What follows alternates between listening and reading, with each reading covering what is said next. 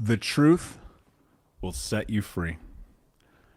What's up, Unbroken Nation? Hope that you're doing well wherever you are in the world today. As you may know, if you follow me on the social, I was in New York City last week speaking in front of some incredible human beings. And at one point, I got a text from a friend, and he was like, "Hey, you should probably go to Times Square because the event hosts have put up a billboard with your picture on it." And I was like, holy shit, seriously? And so I was down in Chelsea, like just walking around, having some me time, and I darted literally to the um to the subway. It's funny because I like literally ran because I was like, oh my God, I gotta get there. And so I get on the train, I get to Times Square, I'm sitting there, and I think when I looked at the clock, I must have just missed it because I had come to find out it played like at 2 after the hour, and it was like 5 after the hour when I got there. And so for the next hour, I just sat there, just staring at this screen. I didn't know what time it was going to come on, but I just sat there watching. And as I sat there, was reflecting and thinking about this journey, the chaos, really, in a sense, that has led me to where I am today. Now, you guys know my backstory, so I won't go into depth of that, but coming from a background and a childhood in which the most dangerous thing that I could do would be to speak my truth. As I sat on the bench there in Times Square, like looking at all the people, just the speed and the movement and the sounds and the lights, I thought to myself, it's my truth that has brought me here. It is speaking it and the willingness to step into it that has effectively set me free and allowed me to be in a position to become who I am today. And in thinking that, like I felt like these chill. Even right now, I'm getting goosebumps thinking about it because it was such a an emotional experience to sit there and be like, wait a second, I'm about to be on a billboard in Times Square, New York City, ultimately probably one of the most famous destinations on planet Earth. And then on Thursday, I'm going to speak in front of hundreds of people about Think Unbroken in this journey of becoming the hero of your own story, healing, letting go of the past, and stepping into what's next in your life. I'm going to get to talk about the coaching programs. I got to talk about the books. I got to do all these things. But ultimately, what I get to do is share my truth. And it was profound because for a long time, I hid from it. And I think I've shared this one time on the show. I'm going to share it again. I used to have this insane reoccurring nightmare as a kid. And when I say reoccurring, I mean every day for 15 years I had this nightmare. I was in this log cabin with my mother, and we went to a store that was also in a log cabin, and there was all these people. And Freddy Krueger came. This is a graphic, just so you know.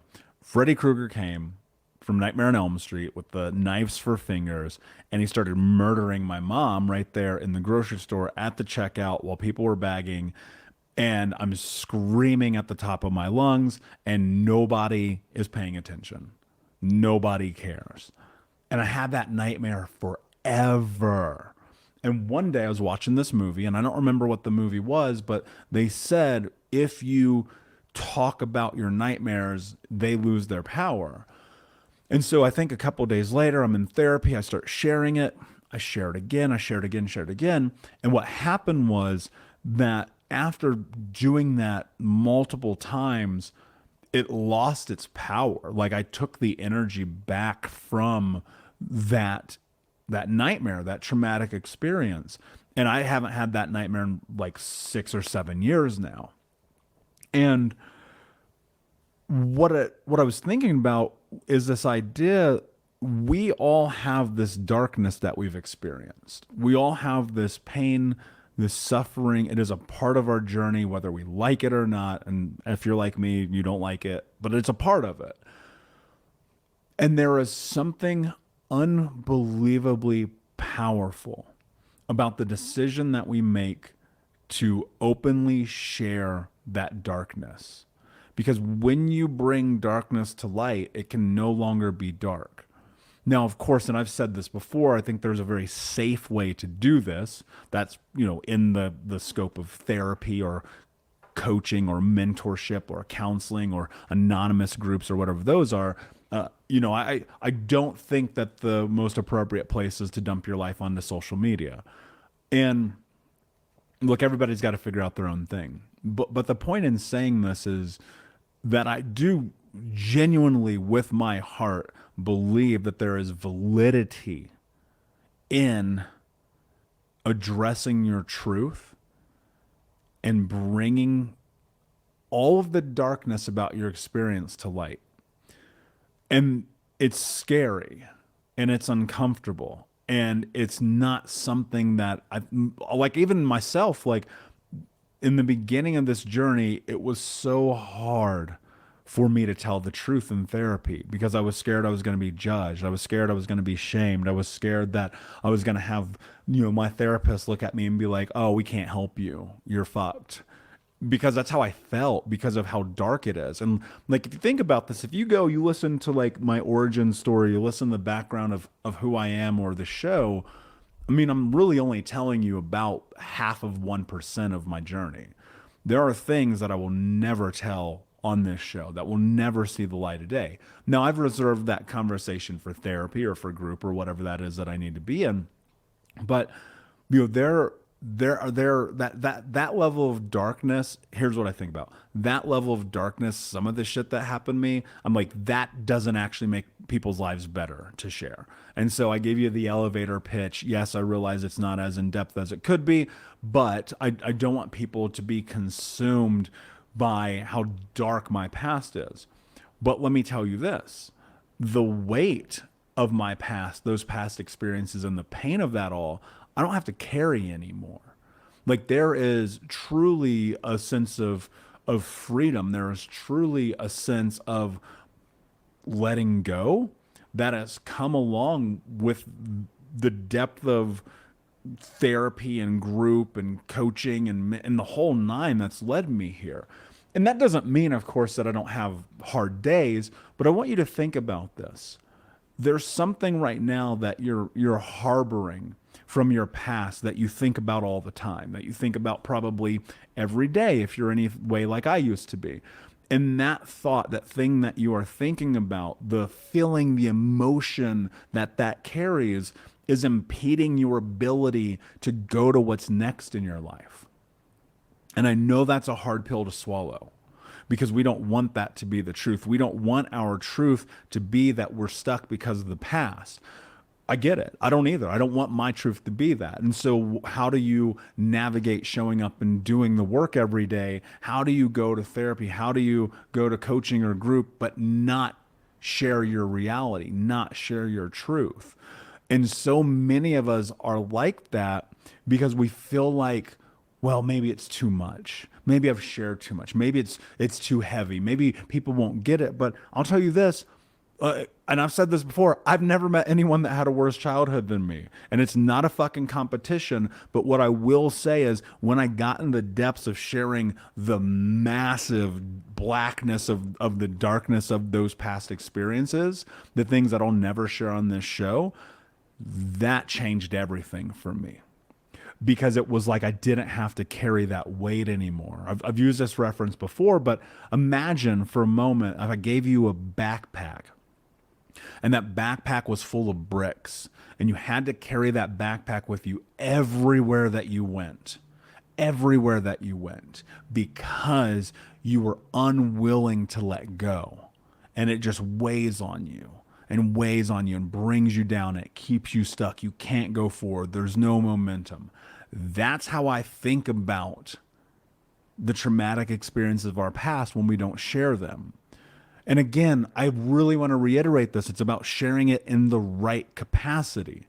right? Don't dump your fucking life on social media because it's not going to help, because you're not going to be able to get the other side of it where you can make causation and correlation about the events, where you can start to learn the rhyme and reason and the how and why you have the behavioral patterns that you have and so on, and more so how you get out of them, right? One of the things when people come into coaching with me, we talk about reframing behaviors and ideations and understandings and all of those things. And so as you get into this, what I want you to do is I want you to think about what is it that you have been holding on to that you need to step into a safe environment to expose, so that the darkness of it no longer has to encapsulate you in a way that keeps you from being able to move forward. That's the trick to this. And so as I'm like in New York, I'm sitting there, I'm thinking, I'm looking at, again, the sights, the sounds of people, the speed of it. I love it. I'm obsessed with it. And it hit me. I was like, there's no way on planet Earth that I would be able to have helped thousands of people, to have this amazing podcast, to written these books, to speak on these stages, if I never would have shared my truth, if I never would have done the things that I'm talking about being a proponent of right now, because I was stuck so badly. I cannot explain it. Like, every day was misery. It was horror. Here's what's really funny. I had to submit some documentation to the IRS from a tax return from 2011. And I looked at that, and so that's 11 years ago, right? And so I'm like 24, and I had cleared 6 figures. And I remember, like, as I'm looking at that, I was like, oh my God, my life is so much different now because of the truth that I've shared than it was in 2011. Right at the like this, what hit me was, this was the beginning. Like, this was the moment that everything was about to change right there in that year, 2010, 11, 12. It was that section of years that created the pathway for me to come to where I am. Because, like, looking at that, what I used to do with that money was things that destroyed my life. That's intense, but it's true. Every penny that I spent was one penny destroying my life. And today it's very much the opposite. It's investing in myself. It's the therapy. It's the coaching. It's the whole nine. You guys know this because I've told you before. And so looking at the difference a decade can make is unbelievable. People get so lost in what they can do over the course of a long enough time frame that they don't have any willingness to show up. And so I want to encourage you to show up, to do the thing, to let your truth be known, to set yourself free, because in a decade you could be having a completely different story. And I want that for you, and I want that for the Unbroken Nation. I want that for everybody, because then we can move further and closer to my mission and my goal of ending generational trauma in my lifetime. So sitting here on this bench, looking, experiencing this, it really, everything ties back.